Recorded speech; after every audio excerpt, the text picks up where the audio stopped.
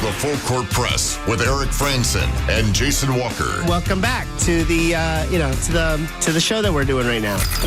Following the local teams, breaking down the biggest games with in-depth analysis and team interview. Join the show by calling into 435-752-1069 or text 435-339-0321. It's the Full Court Press. Rose, and yes! Caught! Touchdown! They did it!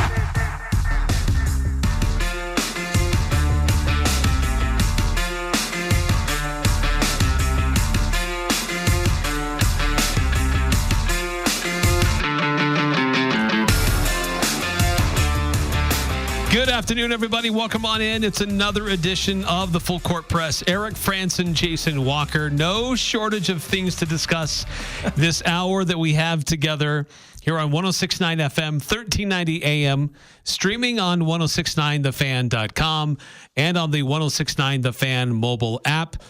And if you want to chime in, get it in, because we're only on for 1 hour together today.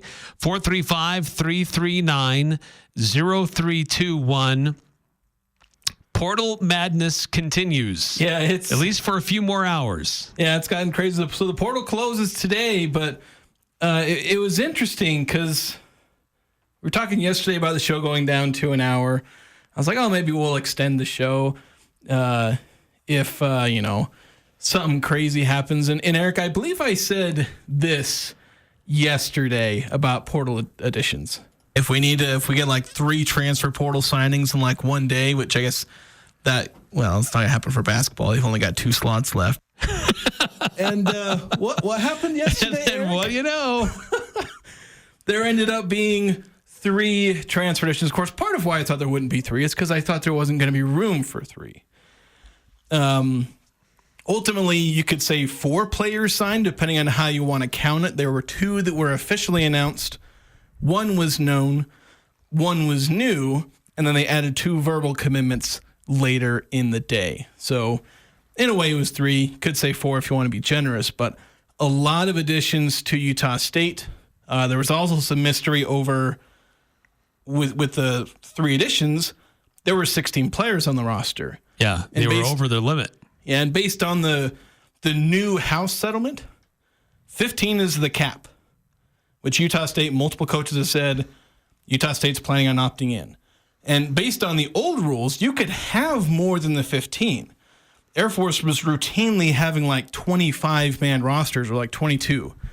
But if a bunch of them redshirt and don't play, as long as you don't go over 15 players that appear on the court, then... or it's either 13 or 15, I can't remember exactly, but you were allowed to go over a technical limit. You had, I think it was a scholarship limit of 13, and then 15 players could appear on the court. Maybe there was a way you could get an exception, like an injury exception or something like that, but 15 was the max. Anybody over that would have to redshirt. That's not the case anymore. You can only have 15. All those 15 can be on scholarship, although not all 15 have to be on scholarship. So whether they're redshirting or not. Yeah, whether you're redshirting or not. That's where I was a little confused. Because 15 is the number, no matter what. Yeah, because that was the old rules. You could have more if some players redshirted. And based on all the research I've tried to do, there's not a whole lot of great authoritative sources that answer this question specifically. But from my understanding, it's the cap's 15, and that's that. No exceptions, barring maybe there's, again, some functionality for an injury exception. If like half your roster gets injured, can we please have another player? You might be able to get an exception like that. There's one of those in the NBA. But then that mystery got answered because Jackson Smith entered the portal, who was a walk-on last year. So the Aggies, as of now, with 8 hours to go till the portal closes, Utah State's at 15 players. And this message shared earlier today by one of those new players. Hey, Aggie family, it's Gary Clark from St. Louis, Missouri. I cannot wait to be a part of this community, and I cannot wait to pack out the Spectrum. Can't wait to see everybody there. Let's go, Aggies. Yeah, so... I have not seen that. Yeah, it just within the last 30, 45 minutes. Yeah, he's going to be one of the key players for Utah State, going to play a big role in that front court. He got a front court partner. They were announced at the same time, him and Zach Keller. So we talked about Gary Clark before. Zach Keller happened while we were on the air. And then when we went off the air, there's a few more things that transpired. And so let's get to, because there was also a little bit more definitive goodbye, if you want to say that, from Dayton Albury. But the additions outside of Gary Clark and Zach Keller, because you talked about him as it happened. You had a quick on-the-fly scouting report of who he was. But let's get into some of the other players that Utah State added late yesterday. Yeah, so we have Gary Clark, Zach Keller were the two additions. The two ones that were announced after, these were both verbal commits. Zach Keller and Gary Clark are officially signed to the team, but the verbal commits are one, a guard/wing out of Vanderbilt, MJ Collins. He's going to be a senior this upcoming season. And then Kolby King, a 6'2" guard, kind of point guard, maybe combo guard type, out of Butler. Actually, both of them are going to be seniors with one more year of eligibility. So a lot of experience added. I think every single one of these players they're adding is going to be a senior this upcoming season. So now they're adding experience. They're adding production by way of guys like Gary Clark and to some degree MJ Collins and Kolby King. King has kind of been up and down. It's interesting to watch his journey because he started at, suddenly I forgot, St. John's. Played a little bit as a freshman, but then went to Tulane. And he kind of broke out a little bit at Tulane. Averaged 10 points per game. Was a great shooter. And then he transferred to Butler and then was kind of back to a bench role. A consistent role, but a bench role. And I think that kind of facilitated another transfer where he's trying to get a little more playing time. And so that's what's bringing him to Utah State. MJ Collins, he spent his whole career in the ACC, in the SEC, started out at Virginia Tech. Started, I think by January of his freshman year, he was basically a full-time starter at Virginia Tech.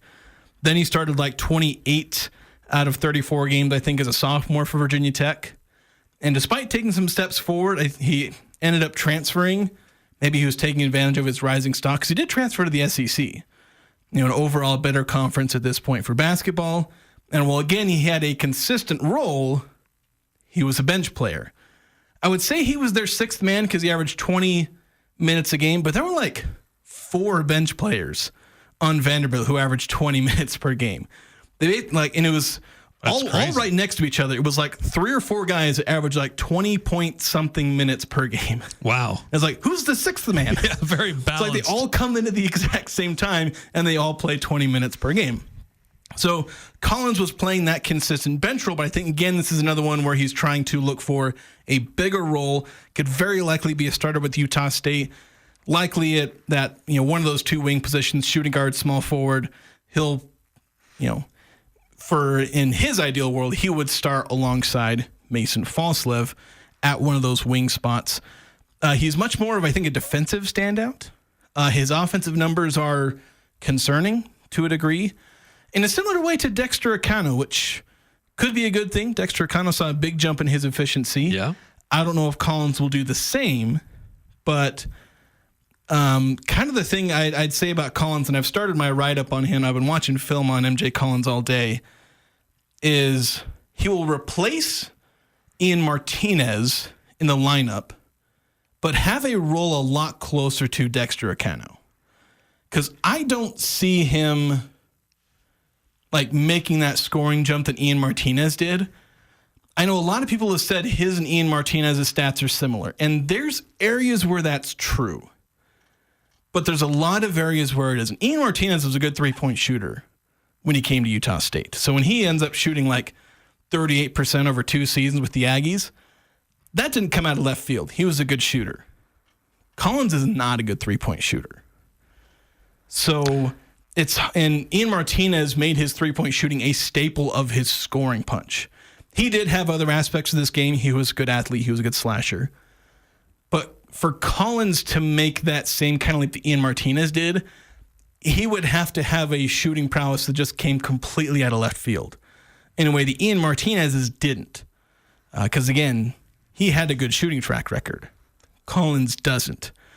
But not to disparage Collins, because, again, watching his defense, defensive metrics don't like Collins very much, which, I don't know, watching film and looking at the analytics, I'm like, do I trust analytics? Do I trust my scouting ability on defense? But I like his ability to add a lot of things on defense. Yeah, I mean, from the little, I know you've seen a lot more than I have, but from the little that I have seen, he looks like he could be a defensive menace and really fit in well with Eric Hout's defensive scheme. Just be an aggressor on defense. Now, with these additions, there were some of the questions that I had were centered around where does the offense come from? Because Ian Martinez graduates, Dexter O'Connell had some level of offense, not a ton. Alvin Gauderazzi had some, not a ton. Dayton Albury leaves, he had some, not a ton. But the biggest thing there is Ian Martinez. And how does Utah State replace him? I don't think they have replaced him. But I think what they have done is placed bets on the other guys improving what they have done before, and what these new guys coming in, how they can help the team out. Gary Clark, I think, is somebody who can score at a higher level than probably the others who are at that position. So there's going to have some offense coming there. But I think what Coach Jared Calhoun is doing here is placing his bets on his other guys on the roster.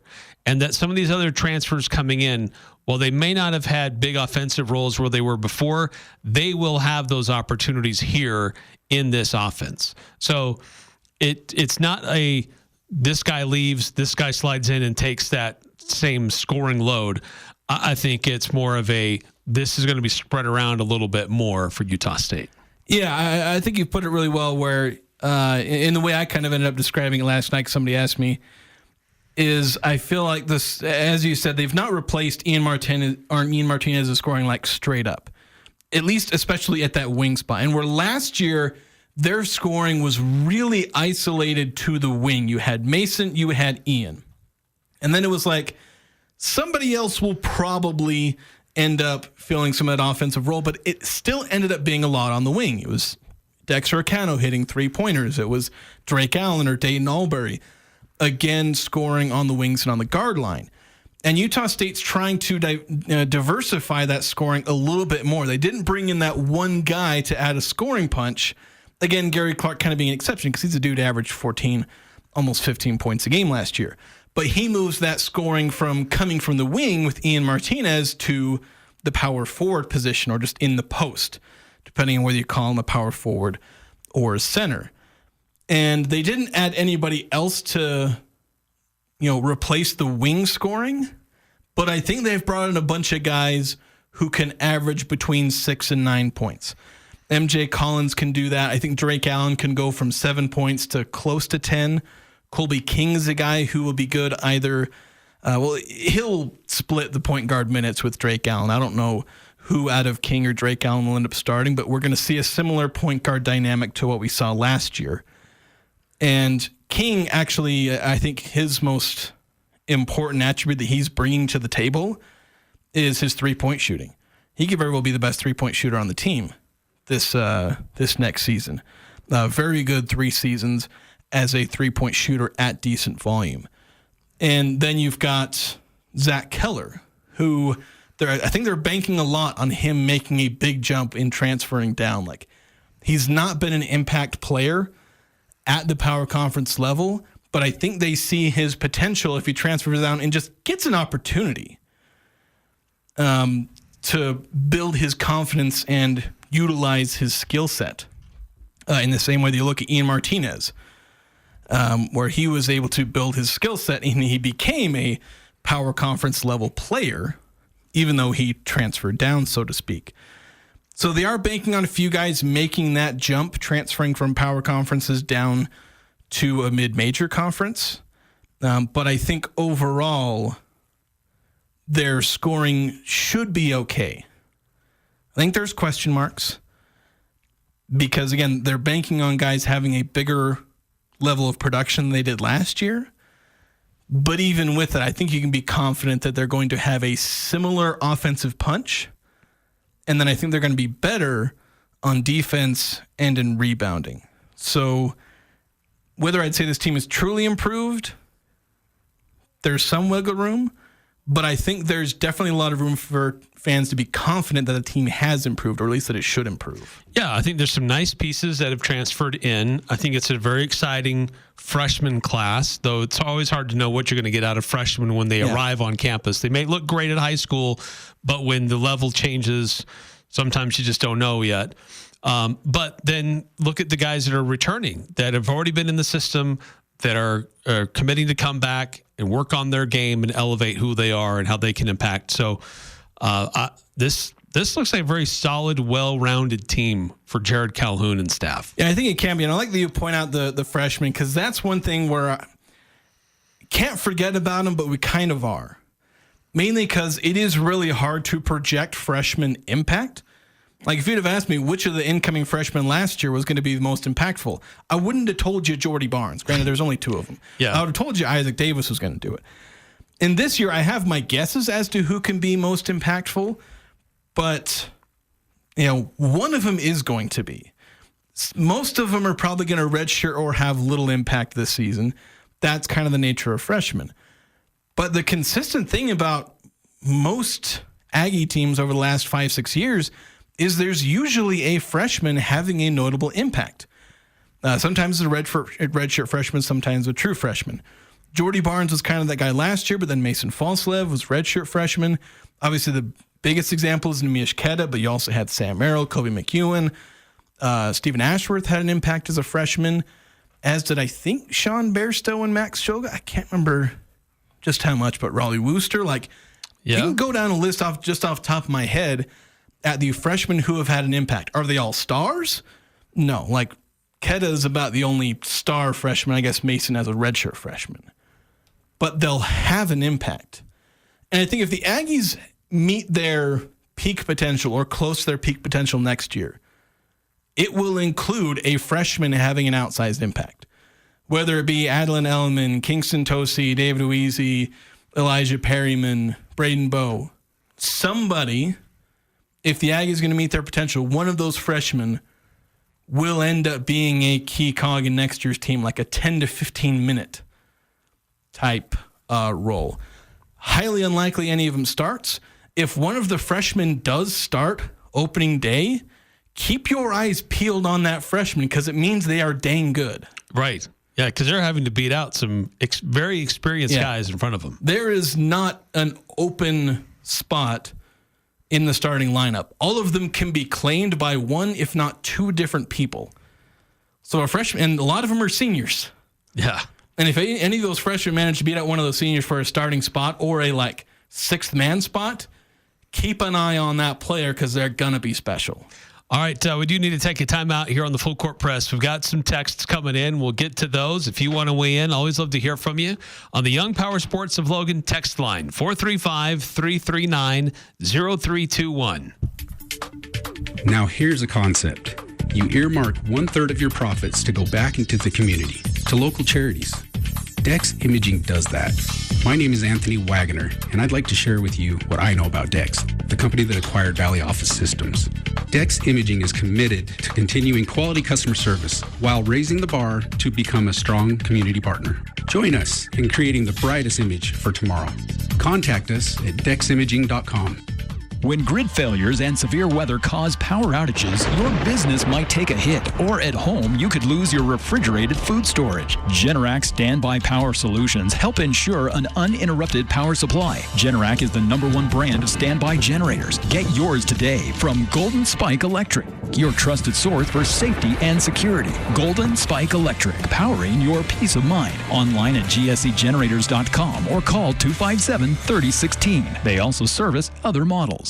It's that first kiss, that moment in time. Engagement season is in full swing, and Jarek's Fine Jewelry has been helping hundreds of couples find the perfect ring. If you are getting engaged, you have to come browse our collections. Sometimes you may find the perfect ring in just a minute, or we can help you custom create your own design. Oh, and with Mother's Day almost here, talk to us about designing the perfect mother's ring. Jarek's Fine Jewelry. Make it special. Make it Jarek's.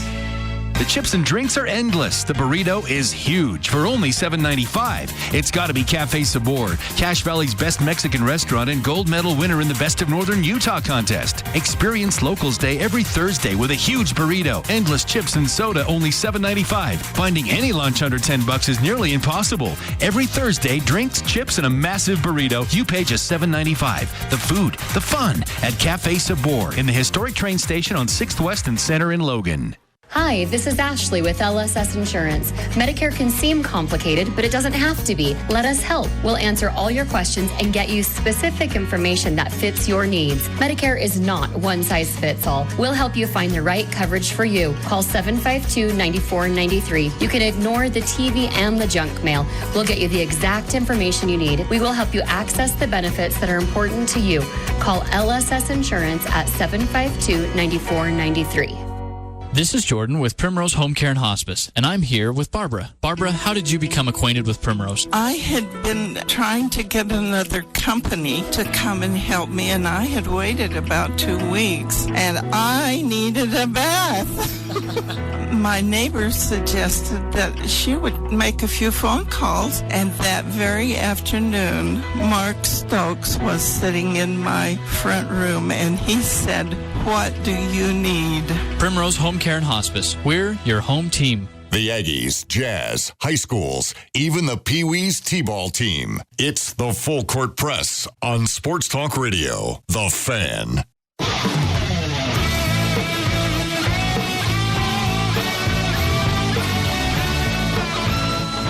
Get your machines moving and they get everything they need at Napa. All the oil brands, Schaefer's, Amsoil, Mobil, Valvoline, Chevron, Royal Purple, and others. Even if you need new spark plugs and filters, you can find it at Napa Auto Parts. So Utah State's adding to its basketball roster. Players coming, players leaving. We'll get to that here in just a minute with some of the players in the portal. But let's get to some of the texts coming through on the Young Power Sports of Logan text line, 2444. I hope the entire show today is dedicated to breaking down each of the 4 new transfer additions for men's basketball. I really like the way the roster ended up coming together. Lots of athleticism and versatility. I like our chances to compete for a Mountain West title and another NCAA tournament bid next season. Yeah, I think that's very much on the table. They've got a lot of continuity, a lot of expected internal development with a couple of their key returners being contributing sophomores, Mason Falslev, Carson Templin, namely. And you got a guy like Drake Allen adding, another year on, another year older and wiser too, but he's a veteran. Then you add 4 seniors, 3 of them are power conference transfers, another a very productive, mid-major player. Then you add a very talented freshman class, and there's every expectation this team can compete. There's a lot of things they're going to have to figure out. Some concerns over 3-point shooting, also figuring out roles, who replaces Ian Martinez's scoring. Rotations. But there's a lot of things they added. They added length. They were so much longer than they were last year. I see some people saying they're more athletic than they were last year, and I'm not 100% sure. When you lose guys like Dayton Albury and Ian Martinez and Dexter Cano, it's hard to get more athletic. As athletic as last year, I mean, you are bringing a guy, Kingston Tosi, who you can find multiple clips of him making wall art out of 7-footers. And you also got Adlin Ellman, Braden Bowe's a decent athlete. Elijah Perryman's a really underrated athlete, but they're going to be athletic. They're going to be long. They're going to have to sort out, some skills like 3-point shooting, but they're also covered at every position. I don't see a position where they're weak. Maybe it's small forward, but if Tucker Anderson takes any steps forward from last year, they'll be fine at small forward. So they'll be fine at point guard. They'll be fine at shooting guard. They'll be fine at small forward. They'll be good at power forward and center. Maybe lacking a little length. That's kind of the one position where they don't have great length, but they have skill. Well, half the team is 6'8" or taller. Yeah, and that's the thing is like literally half the team is 6'8" or taller. It's like you have a 6'4" point guard. You're slightly short at 6'3" at shooting guard. Decent length at either 6'4" or 6'9", depending on which of Collins or Tucker starts there. Then you have 6'8" bigs, which is decent, which is good size for a power forward, and then slightly undersized for a center. So And then just, as you mentioned, like half the roster is 6'7" through 6'9". So a lot of overall length, maybe not a ton of top-end length at the tallest positions, but they're going to be long and athletic at a lot of positions, and that's going to be a good thing, especially for their defense, which zone defenses and chaotic defenses thrive on having length. Yeah, and they're going to have constant switching. And they're going to have a lot more of that. All right, a couple texts coming through, 9315. I tell you it's a sign with no shortage that 2 hours required. You could get more sponsors to help. Stay tuned. We'll always take more sponsors, so send them our way. And we need that NIL. Yeah, that's right. And then a question, who is the best three-point shooter from the new guys coming in? New guy's Kolby King, without question. I forget his exact numbers. He shot 40% last season, and I can't spell Kolby. It's with a K. Well, it was the LB that really got me. Oh. I had it backwards. Yeah, so he's career 37%. Shot 38% at Tulane on about 3 attempts per game. Then at about 2 attempts per game at Butler, he shot 40%. Really smooth three-point shooting stroke. So he's easily the best three-point shooter coming in. Zach Keller is an interesting case because he has really low volume on three-point shooting, but last year shot 40%. And I believe in his high school days was a okay three-point shooter.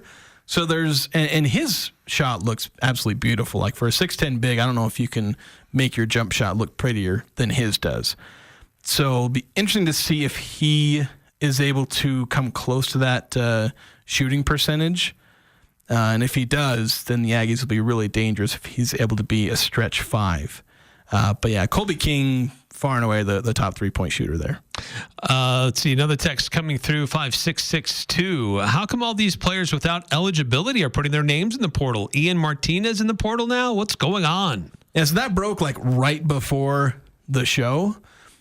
Ian Martinez is announced he's going into the transfer portal. Kind of came out of left field, but after seeing it, I was like, yeah, that makes sense. There are a lot of players who are entering the transfer portal that don't have eligibility. And a lot of it just comes from a hope that with the house settlement coming in and there being some potential changes to, there's the 5-year clock, you get 5 years to play 4. Although in the case for a lot of the players that had the COVID year, Ian Martinez's freshman season at, I think it was at Utah? It was at Utah. Yeah, it was at Utah. From Utah to Maryland to Utah State. Yeah, I almost had it backwards. But his freshman season, true freshman season was, or actually I don't know if it's true freshman, but his freshman season that he played was the 2020/2021 COVID year. And so we got an extra year. So he played 5 seasons. Played 1 at Utah, 2 at Maryland, 2 at Utah State. So he should be out of eligibility. And I think he treated everything as though he was out of eligibility. But given the uncertainty over whether or not they're going to change that 5-year clock, and a lot of players are kind of gunning for an extra waiver, it made sense for Ian Martinez, again, to just kind of throw his hat in the ring and see what happens. And it's also why don't expect him to come back to Utah State. They've made their plans, and I think Ian Martinez is just kind of doing a just in case.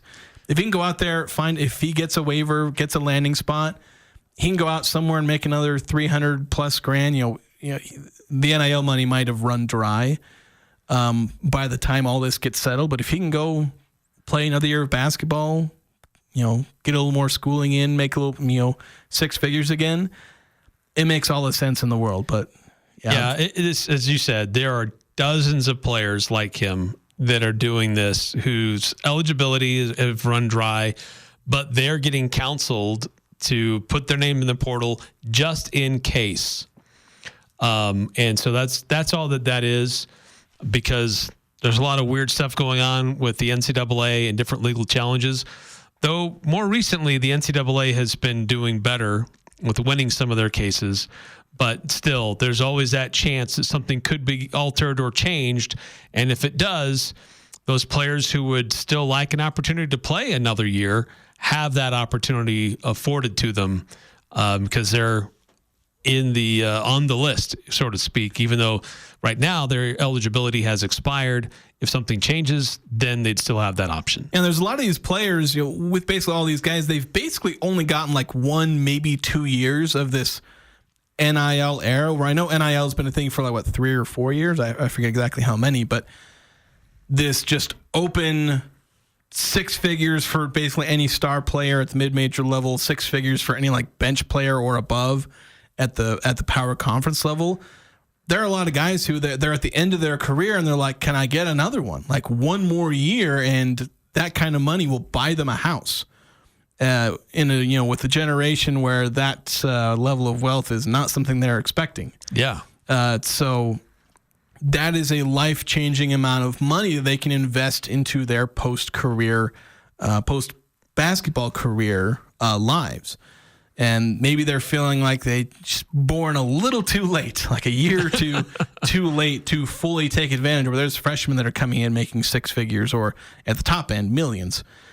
So they're trying to wrangle that 1 extra year to try and maximize that, NIL salary that they just barely kind of missed out. Again, most of them would have been able to take advantage of it this year. Ian Martinez made a nice chunk of change this year with Utah State. But trying to wrangle one more could be a big deal long term for a lot of these players. And it's why they're making what is ultimately a low risk gamble. It's like, end of the transfer portal. If I don't get my eligibility, whatever, I move on. Or if you get another year, you get to play another year of basketball on top of the money that you'll make. Because obviously a lot of these players that are entering the portal without eligibility are good players. And there will be teams, power conference teams, there won't be a ton of them, but there will be some that missed out on all their big portal, recruiting attempts, and they'll have some money left over to try and, wrangle up some of these guys who, if they suddenly get eligibility, they're suddenly very valuable commodities on the transfer market. Right, because these are mostly guys who likely aren't going to be able to make it to the NBA.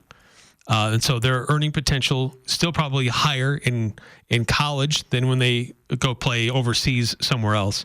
So at least give themselves the opportunity if it presents itself. Yeah, but even then, like Ian Martinez could go play overseas. He's probably not going to make the NBA. Could maybe try to go the G League route.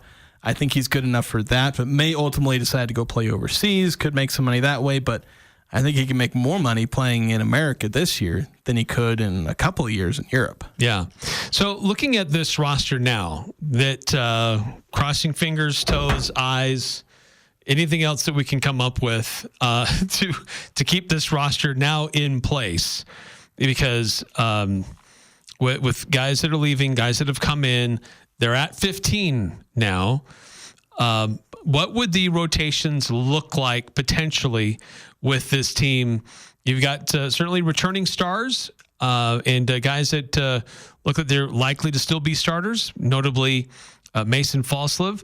But when we look at some of these new transfers coming in, some of the other guys that were on roster this last year, I mean, what does it kind of look? What would you project to be the starting lineup next year for Utah State? So there's a few potential, but kind of the one I keep landing on is one with Drake Allen at that point guard position. He's kind of the incumbent for that.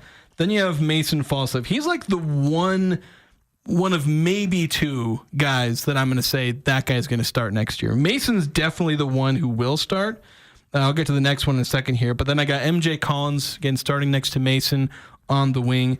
Then you got Gary Clark. And he's the other one where I'm like 90% sure he's going to start. There's a bit of a question mark, but I'm like 90% sure he's going to start. And then I've got Carson Templin starting alongside him in the front court. A couple of potential alterations depending on if guys win off-season battles. Kolby King at that point guard spot. Very similar in dynamic to Dayton Albury and Drake Allen last offseason, where Drake Allen's better point guard, but Kolby King might be the better player. Adds a bit of a scoring punch, has better three-point shooting, and is more of a volume three-point shooter than Dayton Albury was. We're like, Dayton shot 40%, but it was dang near useless because he might not shoot a three-pointer the entire game. Didn't really draw a lot of gravity to the perimeter through his three-point shooting because he basically never did it. Kolby King will draw that gravity. He will put the fear of God in some people with his three-point shooting. even if he's not going to shoot like 5 or 6 threes a game, he'll shoot like 2 or 3 of them a game. Again, what will likely be 20-ish minutes per game. But in the end, it could be similar to last year where it's like, does it really matter which of Drake or Dayton started? They both played 20 minutes with it sometimes shaking out to 24 for one, 20 for another. They'll also both play together. Kolby King and Drake Allen are going to play minutes together. They're going to have those 2 or 3 guard lineups with both of them on the court. So I'm not sure it'll matter who starts, but I'd lean toward Drake. We'll see with King. Tucker Anderson could maybe start it at the 3 if he shows that ability to play the 3 and then hit 3-pointers again. He kind of lost that ability. I know a lot of people say Calhoun fixes 3-point shots, but Tucker Anderson's being like, what am I, chopped liver? My 3-point shot got worse. Still waiting for my ship to come in. Yeah. So we'll see if he's able to recover the 3-point shooting, the elite 3-point shooting that he had with Central Arkansas. And I think it will. I think sometimes guys just have off years. That's happened before. Where guys just have a bad 3-point shooting year when they're normally good shooters. The front court is interesting because I said Clark would start, you could have Templin.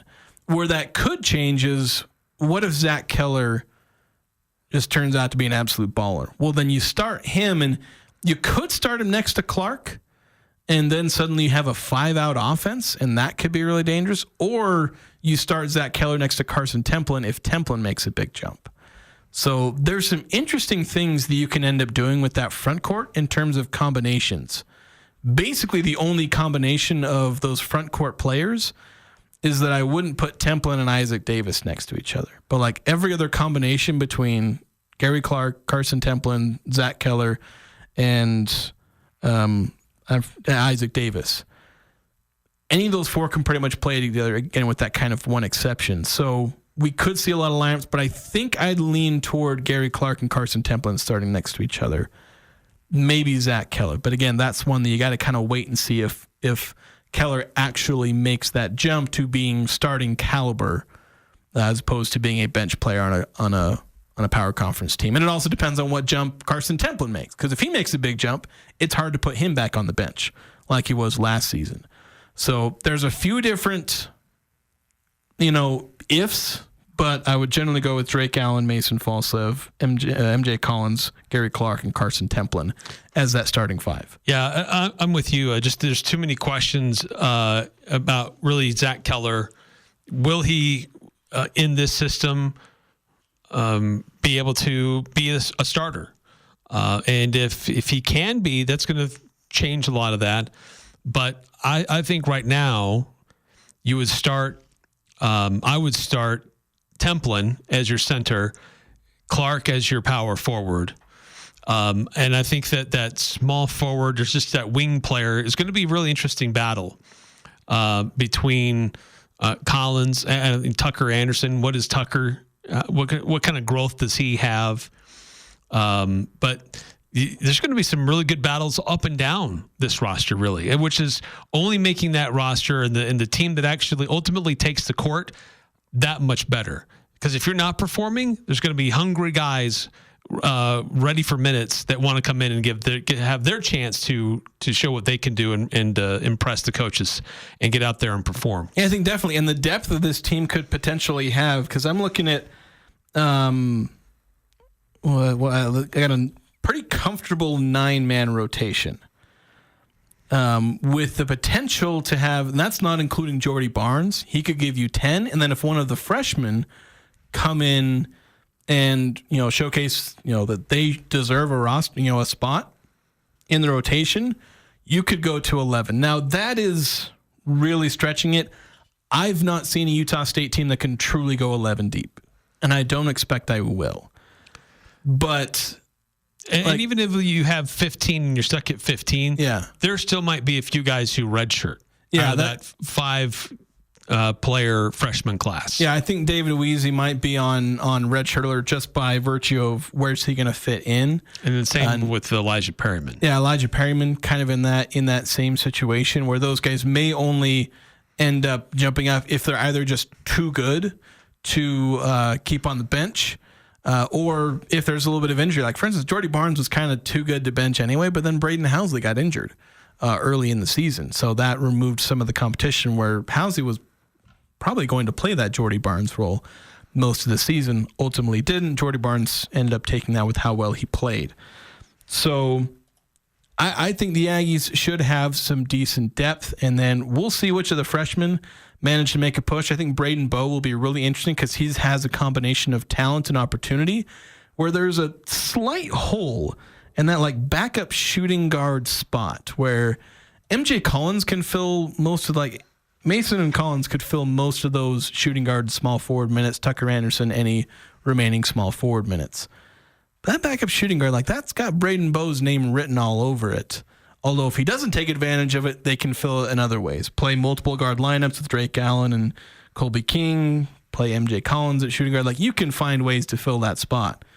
But there's some guys that if they can find their way into that shooting guard small forward spot, some of these freshmen, that's where the biggest opportunities are. So pay attention to Kingston Tosi, Braden Bowe, maybe Adlan Elliman as guys who could maybe sneak in there and have true freshman impacts. Another quick timeout here in the Full Court Press. Still time for you to weigh in on our Young Power Sports of Logan text line, 435-339-0321.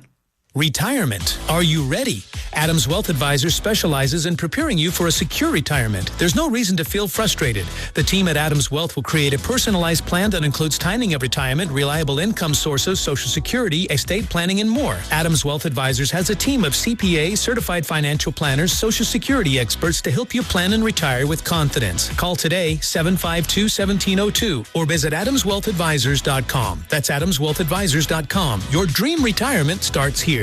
Hi, I'm Jay Broadbent with Alpine Home Medical. This is a story that came to us from a real customer, and I wanted to share it with you. I'm a new CPAP user. The only thing I knew about CPAP when I walked in the door was that I didn't want to wear one. The introductory class with the respiratory therapist at Alpine was great. I left feeling confident and less intimidated by the whole process. We love hearing about your experiences. Visit us online at alpinehomemedical.com. Alpine Home Medical, we bring wellness home.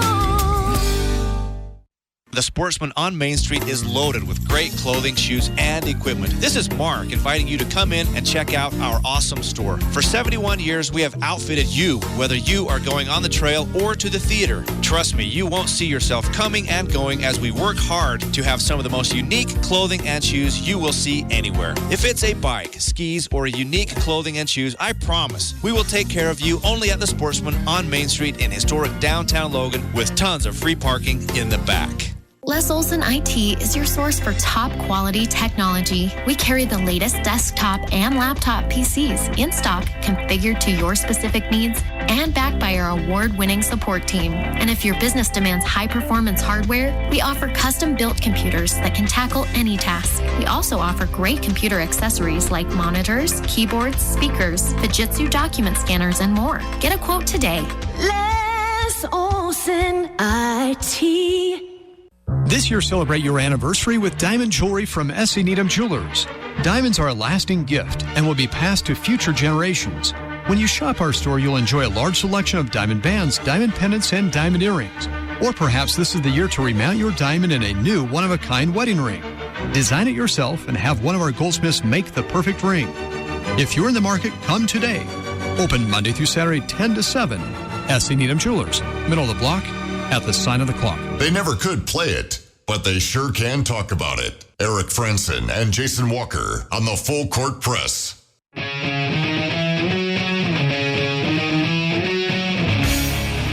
Rev up your Friday nights beginning this Friday with Bike Night at Young Power Sports of Logan. It's takes place the fourth Friday of every month from 6 to 8 p.m. There's going to be food, music, prizes, games, a lot of fun activities going on. Weather permitting, of course. But don't miss it. It's going to be Bike Night, 6 to 8 this Friday, where the road begins at Young Power Sports of Logan. So, yeah, it looks like the Utah State basketball roster is set, and we have to put that in air quotes because transfer portal is still open for a few more hours. Yeah, still about 7 hours and change left to go until the portal closes. You won't be able to enter it. Players will still be able to commit, but again, if the Aggies make it to that deadline without another entry, they won't have any room for anyone to commit. So the earliest they finish their roster in a while. Like last year, they didn't get it done until like May. I was still writing these newcomer articles in May and June.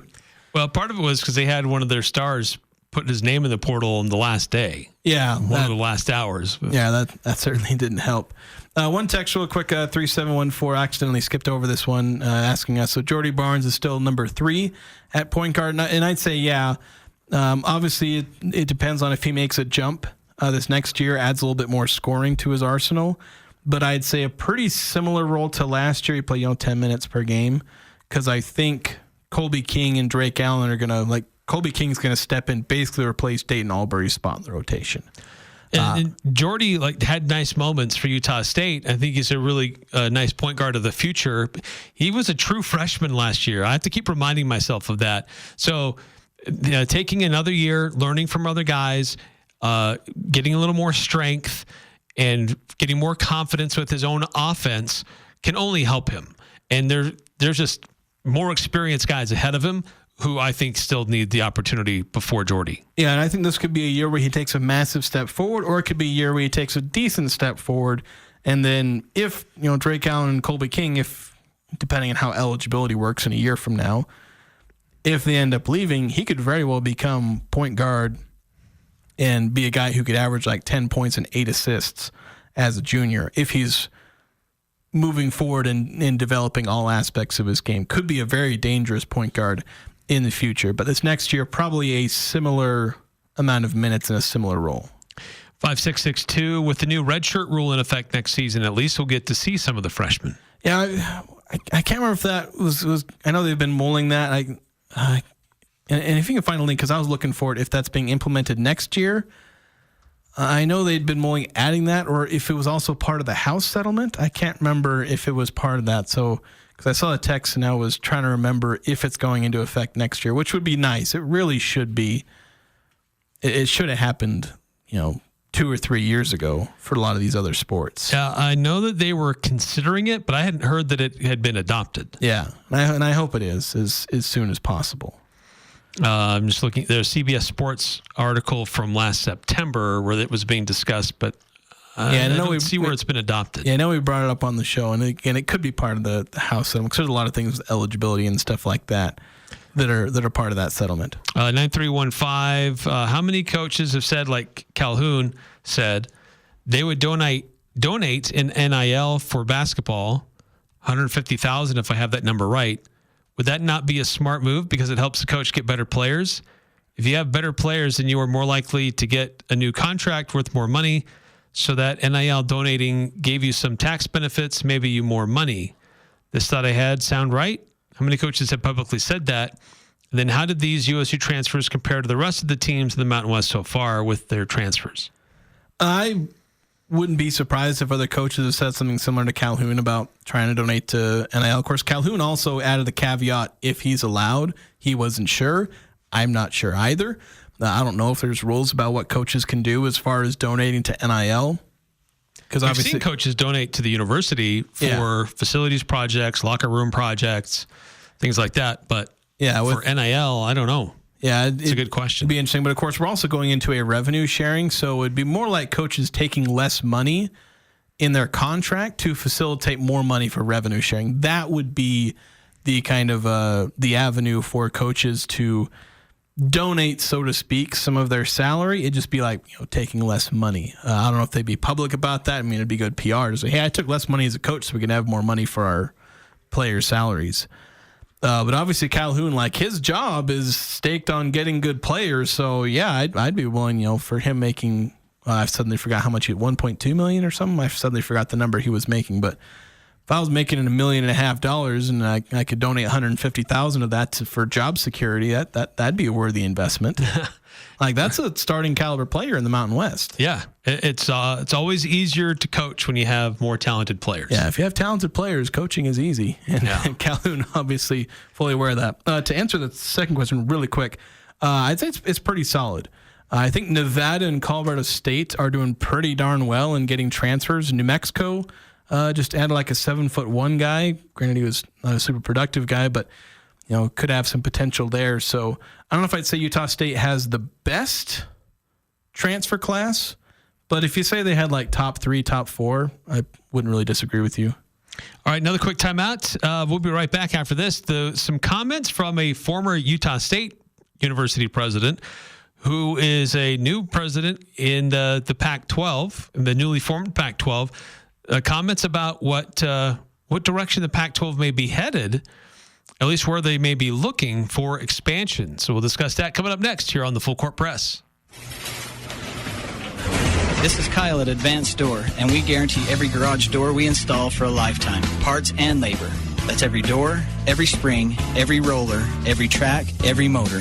The entire garage door system guaranteed for a lifetime, parts and labor. We're Advanced Door, and we guarantee you'll be hearing this for a long time. Find out more at advanced-door.com. That's advanced-door.com. Are you looking for compassionate and reliable care for yourself or a loved one? Look no further than Aegis Home Health and Hospice. I'm Tom Sherlock, a licensed social worker, part of the dedicated team of professionals committed to meeting the needs of our community. Voted best in Northern Utah 2 years in a row, we pride ourselves on delivering exceptional service that you can depend on. We're here to ensure comfort and dignity every step of the way. When it comes to your health, choose the agency that Northern Utah trusts the most. Choose Aegis. Visit myaegis.com or call today 435-723-9000. This is Brent Wallace with Cache Valley Bank, and we understand that concerns about fraud can weigh heavily on you. Your peace of mind is important to us. That's why we're committed to looking out for you and your family.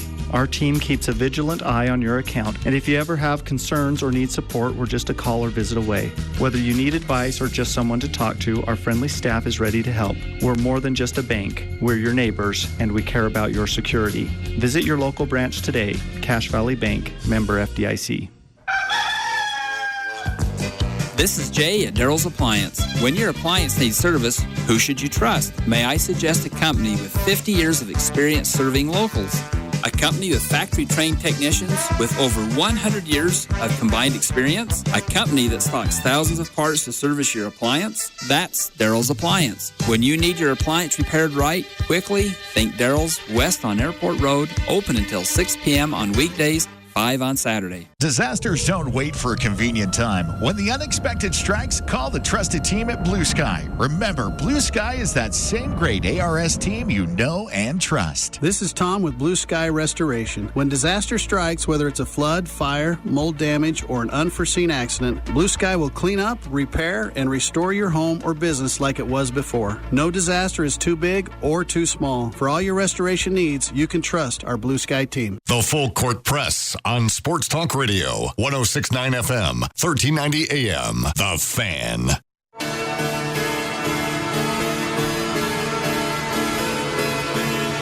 Welcome back to the Full Court Press. Eric Frandsen, Jason Walker, 435-339-0321. This text come in during the break.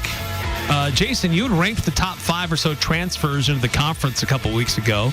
Have you updated that with these new transfers? Yeah, so I had an article actually like yesterday or today, I think, with ranking the top 5. Of course, it was based on somebody else's metric. I didn't do my own transfer ranking, but it was, what was it in order? It was like one of Gary Clark was in there in the top 5. It had guys like, here we are from UCLA. Dylan Andrews, Elijah Price, Sean Newman, Gary Clark, Colby Garland. Going to Boise State, Nevada, San Diego State, Utah State, San Jose State, respectively. It's not been updated because those are all of the 4-star transfers according to evanmia.com, and nobody's signed a 4-star transfer since then. So, yes and no. I haven't updated, but that's because technically by the ranking I was using, nobody signed a better transfer. Although we could revisit that in the coming days, whether or not I agree with that list or not. Last note here to pass along, Washington State's new president. Now, I don't know if she made these comments while she was sitting on her golden bidet or... She made $100,000 renovations to the president's office at Washington State. Or being chauffeured around by the University Police Department. But Elizabeth Cantwell is reported as saying that I would really like to see a successful, at least high mid-tier conference that doesn't send student athletes all over the country, let's say west of the Mississippi, or let's say on the Mississippi. Yeah, I know some people have already taken to mapping out which schools are on the Mississippi.